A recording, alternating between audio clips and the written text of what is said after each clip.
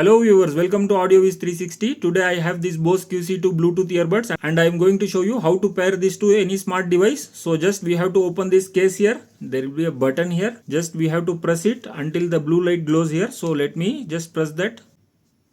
So you can see blue light has come here. Now I am going to take my smart device here. So I have opened the Bluetooth page here. I am going to just click the refresh. So you can see the customized name of this BOSE QC2 has come. Oasis. I am just going to click that. So it is asking allow access to your contacts and call history. I'm just checking that and clicking the pair button here. So you can see it has connected and battery percentage is 100.